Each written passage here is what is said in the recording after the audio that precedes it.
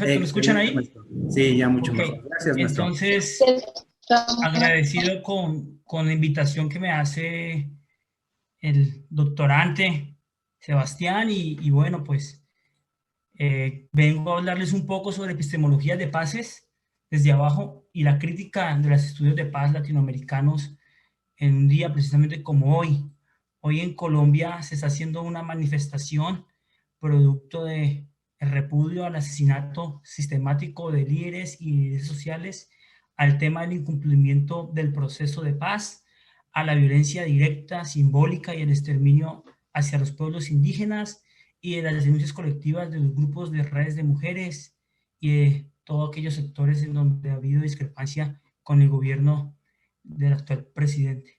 Precisamente vengo a hablar de eso, vengo a hablar acerca de que la paz implica la posibilidad de tejer redes en medio de los conflictos, en medio de las diversidades de pensamientos, de sentires, de discursos y narratividades.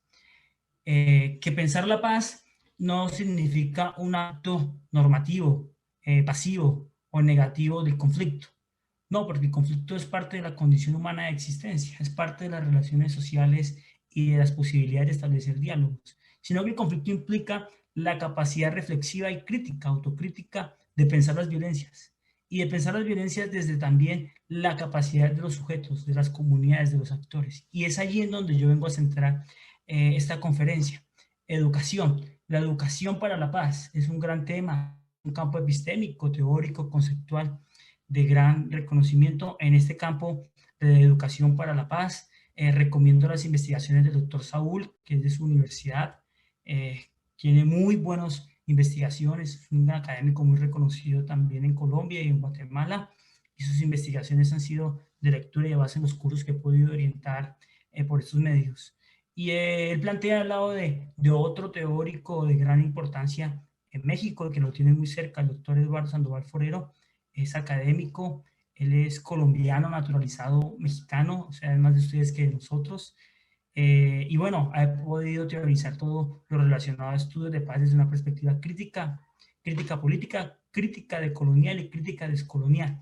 Y él plantea una tesis que yo vengo repensándola y he intentado en diálogo abierto con otros autores latinoamericanos pensar la paz no como la negación o ausencia de la violencia, no, sino la paz como la posibilidad de construcción y de praxis transformativas a partir de una ética de la liberación y de la posibilidad de tejer redes desde los actores. Y es ahí en donde se plantea educar para la no violencia desde la reflexión crítica de la violencia.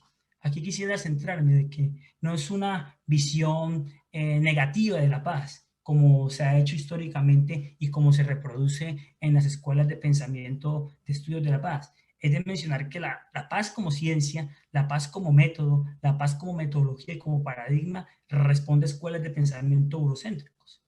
Por eso me parecía curioso que se apela, ¿no?, en una universidad de orden pedagógico a resignificar el pensamiento de ciertos personajes.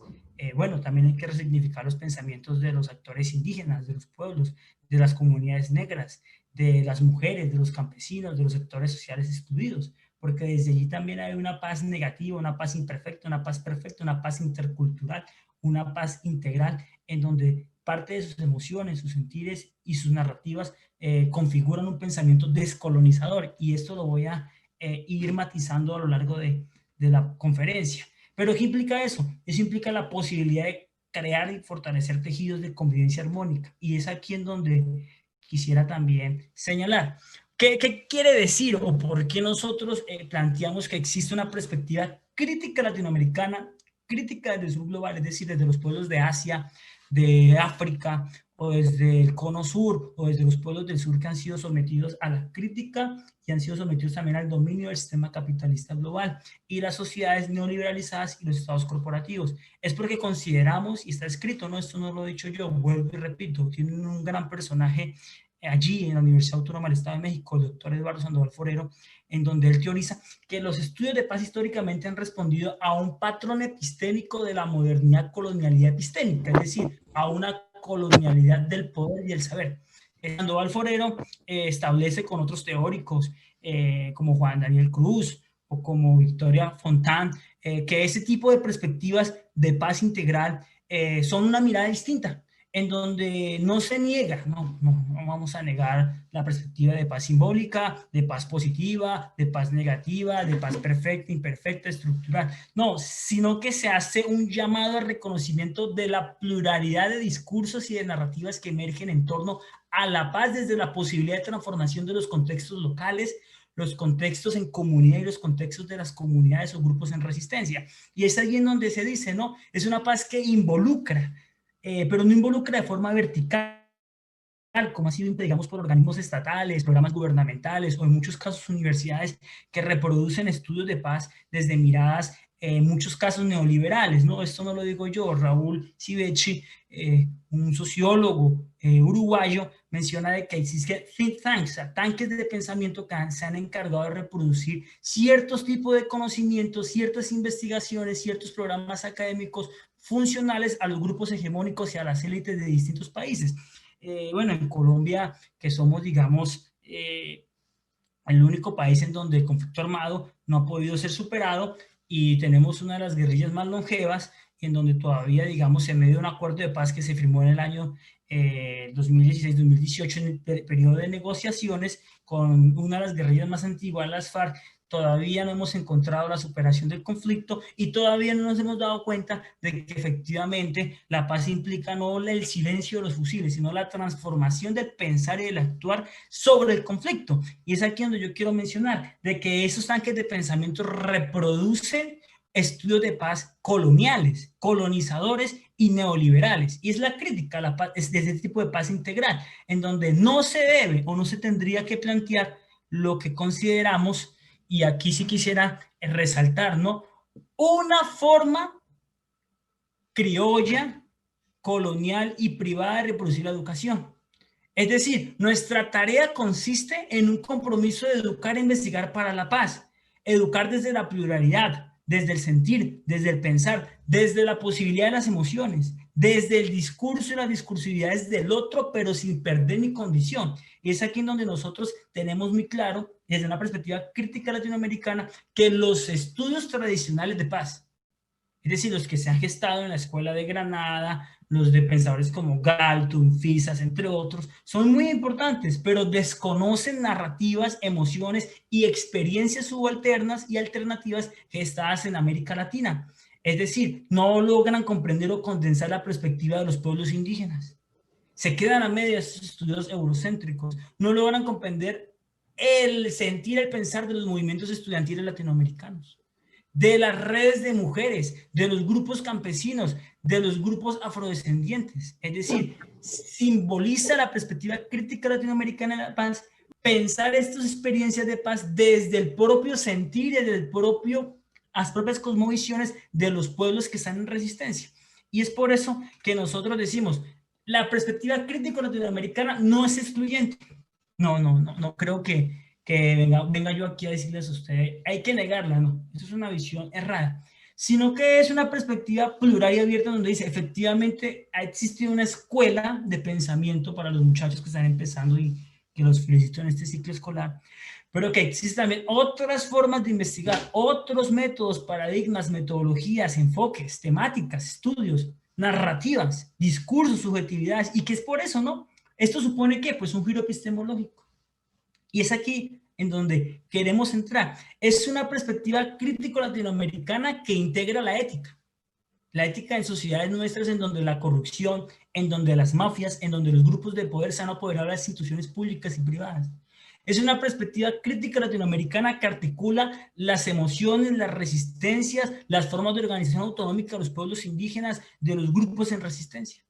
Es una crítica política de paz descolonizadora o decolonial porque no intenta ver la paz como un proceso unidireccional o vertical. Por el contrario, apuesta por la integración de las miradas, las narrativas, pero desde una perspectiva horizontal, es decir, la posibilidad de no estar mediado por las instituciones, pero sí de permitir que los actores confluyan en ese proceso de descolonizar desde adentro, desde abajo y en muchos casos desde el propio sentipensar de las comunidades y los actores. Y es aquí en donde vuelvo a mencionar esta tesis que vengo desarrollando actualmente con la Compañía de Jesús, los jesuitas, aquí en la Universidad Americana, Ciudad de México, Tijuana, es una posibilidad de que la paz, desde la perspectiva crítico latinoamericana, posibilita la construcción de tejido sociocultural de los sectores. Y aquí sí quisiera centrarlo. ¿Por qué? Porque es una mirada multidisciplinar, multimétodo, multiparadigma, multimetodologías que rompen con las miradas tradicionales, positivistas,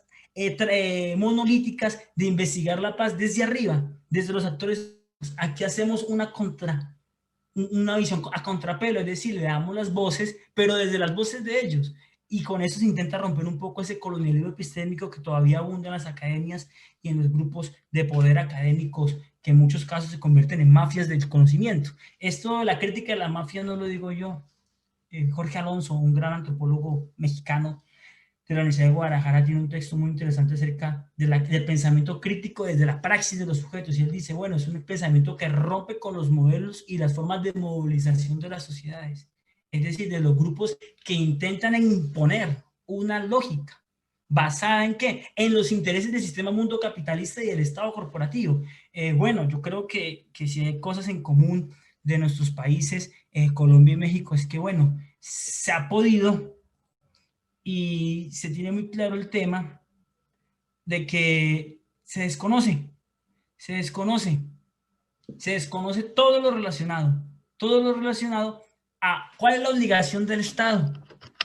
Yo quisiera aquí dejar muy claro que mi crítica o lo que yo vengo aquí a hablarles en la conferencia no es una visión negacionista, no es negacionista, no se trata de desconocer lo que se ha hecho históricamente. No se trata de venir aquí a poner un pensamiento unidireccional.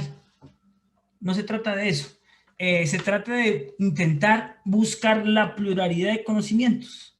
Y es aquí en donde nosotros queremos centrarnos. No sé si hasta el momento existen preguntas por parte del auditorio y que es muy importante reconocerlo. ¿Por qué? Porque nuestros países se enfrentan a un fenómeno de un narcoestado.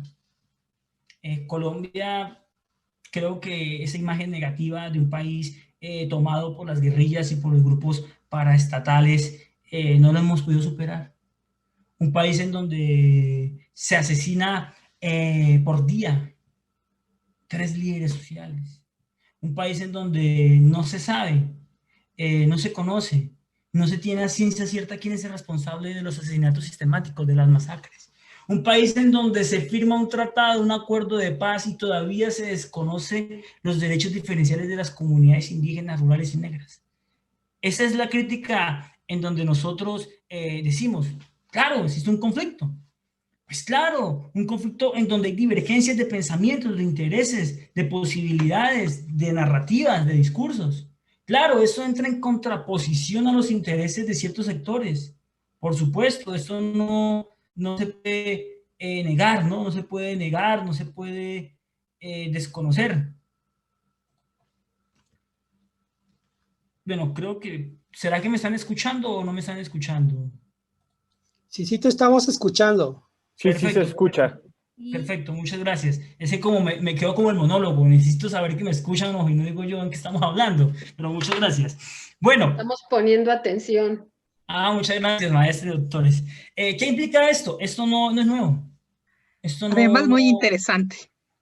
Esto no es, digamos, toda una corriente de pensamiento como en muchos casos han querido denominarlo, como si fuera un anarquismo epistemológico. No, por el contrario, aquí hay una fundamentación de base, porque aquí hay autores y autoras que han intentado hacer esto desde abajo. Y por eso entonces yo reconozco mucho el trabajo que han hecho la Compañía de Jesús en temas de denuncia de derechos humanos en México.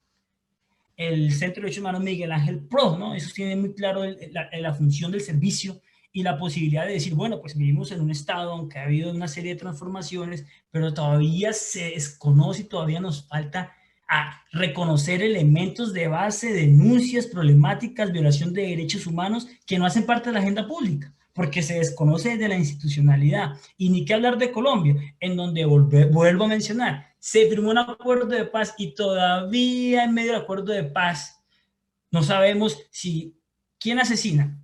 Las fuerzas paraestatales, los grupos paramilitares, la cartelización, las mafias, los grupos delincuenciales.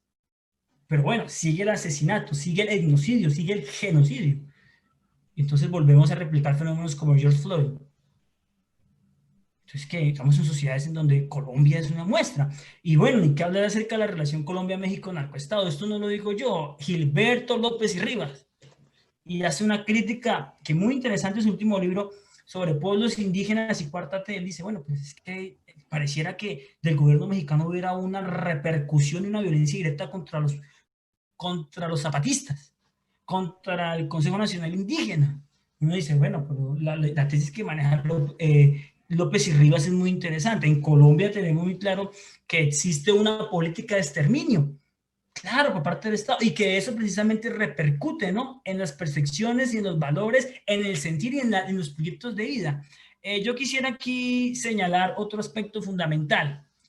Galtung, Vice Martínez, Fisas, Francisco Muñoz y otros, importantísimas sus investigaciones. No vayan a creer que el giro de la perspectiva crítico latinoamericana de colonia es negarlos. No, por el contrario, nosotros partimos de repensarlos. O sea, hablamos desde ellos, pero decimos efectivamente llegan hasta un punto, pero existen otras dinámicas. Pongámonos a pensar, ¿qué implica la paz en una época de pandemia? Pues nos quedó muy claro. Yo veo la situación desde afuera de mi país y digo yo, pues hombre, ¿qué pasa? ¿Cuál es el problema? El Estado tiene una desfinanciación, tiene una ruptura, está desmantelado el Estado social de derechos, las instituciones no lograron darle las mínimas condiciones de vida y garantizar un acceso a la salud universal.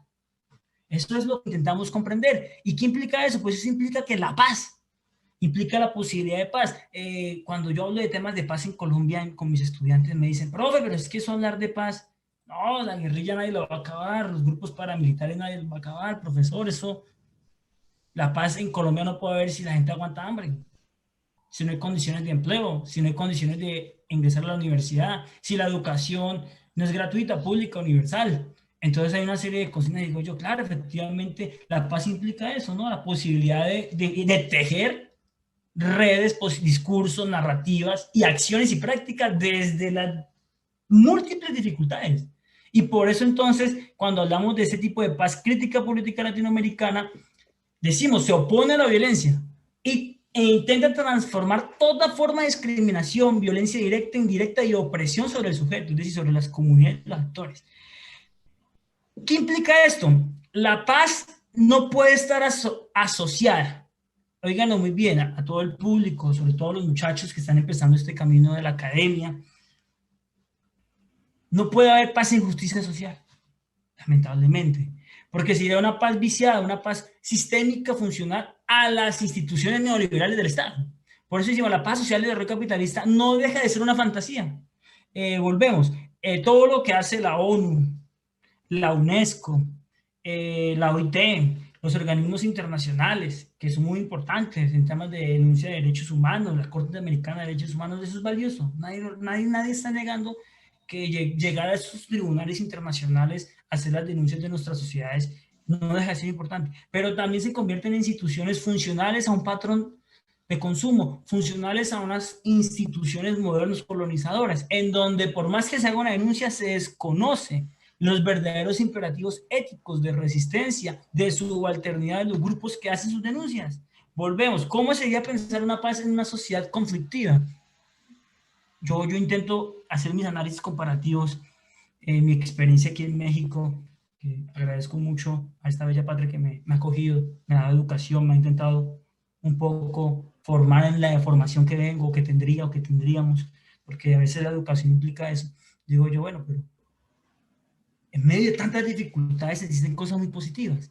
Y es eso, ¿no? Porque en América Latina, dadas las condiciones de exclusión, dado el desmantelamiento de las instituciones públicas, dado la persecución de los grupos paraestatales, de las guerrillas, de las mafias, del narcotráfico, pues ¿qué tenemos? Tenemos un cúmulo, óiganlo bien, un cúmulo de violencias estatales, sistémicas, directas, indirectas, culturales, ideológicas, de imaginarios. Y es aquí en donde nosotros decimos todas esas tipos de violencias, todo ese tipo de actos, todas esas formas de repercusión, de discriminación deben ser repensadas desde el giro colonial. Y no se trata entonces de la no violencia, Gandhi, o del discurso de la paz directa, o de las formas de negociación y los procesos de paz. No, se dice efectivamente son posibilidad de construcción de paz desde los territorios, pero en muchos casos se quedan a medias porque no reconocen ¿qué? Los otros actores. ¿Y qué quiero decir con esto? Que existe, digamos, actualmente investigaciones, proyectos, actores, experiencias de una paz descolonizadora. Y es aquí en donde quiero centrar y dejarles muy claro a todo el público. Cuando hablamos de paz descolonizadora, no estamos hablando de una perspectiva epistémico-política que niega los discursos históricos de las paces, no. Hablamos desde la paz decolonial o descolonizadora, díganlo bien, porque ese sufijo implica una crítica epistémica, sino que implica la forma de superar la paz liberal hegemónica, que es la paz que actualmente tenemos, en donde el Estado le dice a usted, lo reconozco, tiene derechos, pero al final sigue el escenario de violencia, sigue el escenario de exterminio, sigue el escenario de corrupción, sigue el escenario de las mafias. Las mafias se toman las instituciones público-privadas y moldean todo en función de unos intereses. Y es aquí en donde decimos que la perspectiva descolonizadora intenta romper con ese tipo de paz liberal hegemónica impuesta e impulsada desde arriba, desde las instituciones, desde los grupos políticos, desde la partidocracia. Y que desconoce los grupos de abajo, los grupos campesinos, el vendedor, la ama de casa, los sectores, los estudiantes. ¿Y por qué? Porque implica entonces la posibilidad de pluralizar los discursos de paz, los discursos de paces, la posibilidad de superar el escenario de conflicto desde los conflictos, y eso es, digamos, lo que encontramos en América Latina, una diversidad de pensamientos. ¿Qué implica? Esto no lo digo yo, esto lo dice Sandoval Forero, y toda esa escuela de pensamiento descolonial, descolonizador, que él ha venido trabajando muy, pero muy detalladamente. En Colombia se le conoce mucho, en Italia, ha tenido traducciones. Su último libro sobre metodologías descolonizadoras sintetiza un curso de cómo podríamos intentar pensar los estudios de paz para la formación, óiganlo bien, de escuelas básicas, media, técnica, tecnológica, profesional, niveles de maestría, doctorado. E intenta decir esto Sandoval. ¿Qué implica esto? Implica que si intentamos hacer un giro descolonizador de la paz, desde la decolonialidad, es necesario superar las visiones normativas e intentar educar para la no violencia y pensar la construcción de la convivencia, de las relaciones sociales, del diálogo intercultural, pero a partir de los mismos procesos y dinámicas internas de los territorios. Y aquí yo quisiera centrarme, y eso es lo que pretendemos cuando decimos el giro decolonial o la perspectiva crítico-latinoamericana de la paz. Es decir, nos invita a que reflexionemos desde la familia, desde las instituciones, desde la escuela, desde las universidades. Implica construir un pensamiento que diverge de las epistemologías tradicionales, de las escuelas de pensamiento, de los tanques neoliberales, y apuesta ¿por qué? Por intentar construir un pensar a través de la praxis ético-política de los actores. Y aquí queremos entrar en la perspectiva de que puede, y por qué no, un mundo donde quepan muchos mundos, la máxima consigna, ¿no? Y que creo que en México, en medio de las divergencias que se puedan tener o existir, el zapatismo ha hecho grietas. No sé, lo dejo al escenario abierto. Los pueblos indígenas como actores y movimientos en resistencia han hecho una crítica radical a las estructuras de poder institucionales en América Latina.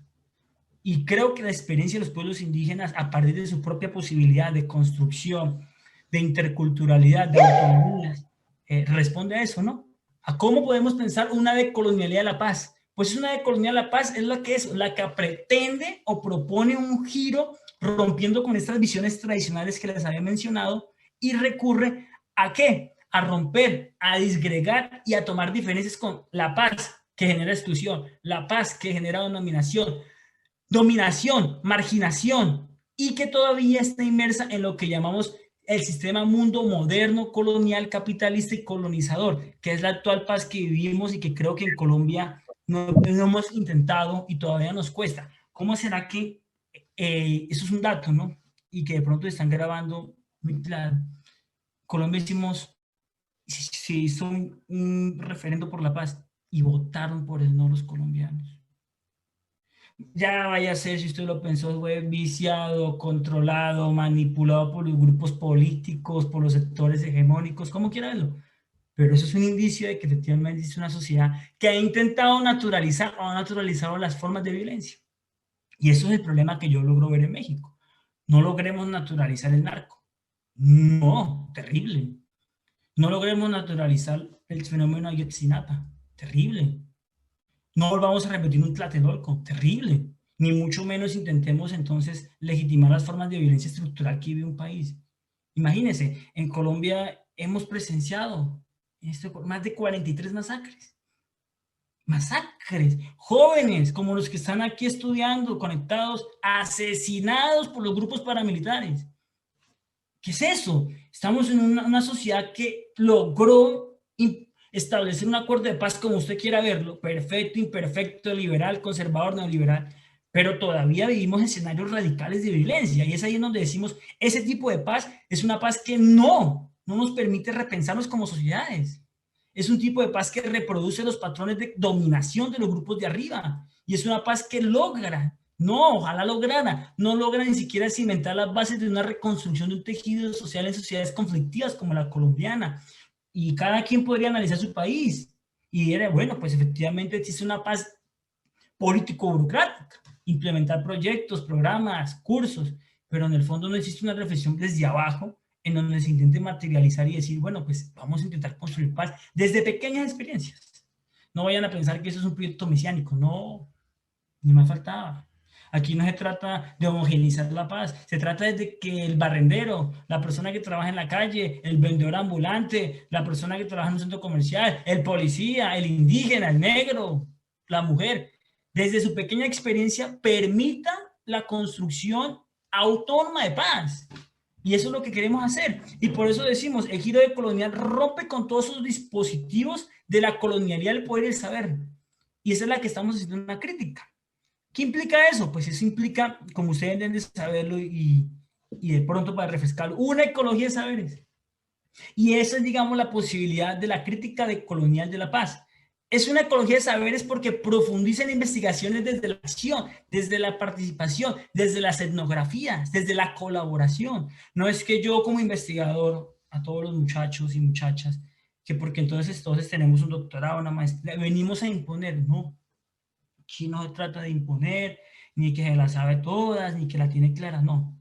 Porque si no, pues, déjenlo ahí en el escritorio. Se trata de ir a aprender aprendiendo desde la otredad, desde las comunidades, desde el campesinado, desde los indígenas. Y es aquí en donde se hace evaluaciones de las acciones, se planea, se construye, se reflexiona, en donde hay un sentido humanístico, hay un diálogo de saberes, hay una pluralidad de conocimientos, en donde no intentamos reproducir las formas tradicionales de investigar, por el contrario, intentamos pluralizarlas, interculturalizarlas y permitirnos desde nuestros espacios y nuestras condiciones establecer diálogos, espacios, medios, redes de deliberación autonómica y horizontal. Y ahí es ahí donde creemos que el giro decolonial sirve como un antecedente, óigalo bien, como un antecedente para romper con esa figura política moderna y colonialista de la paz institucional, de la paz liberal, de la paz neoliberal. Y es aquí en donde nosotros decimos una experiencia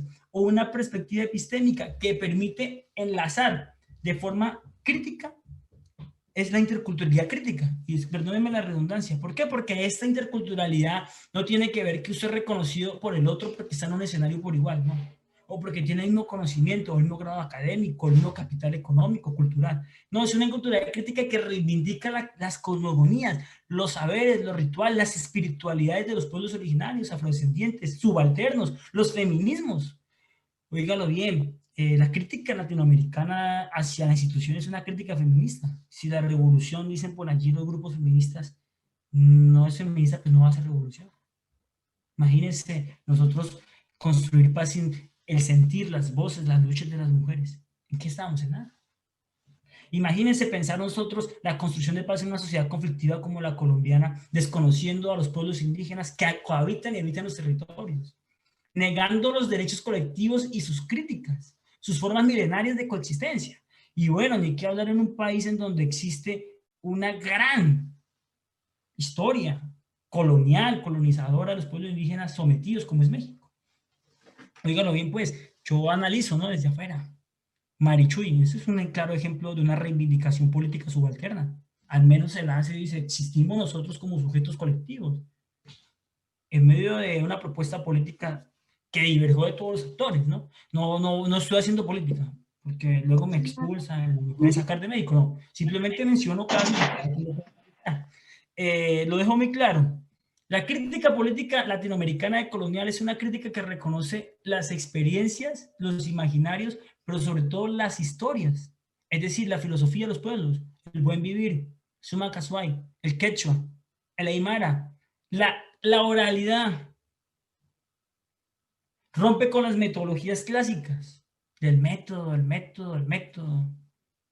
paradigma. Si no tiene una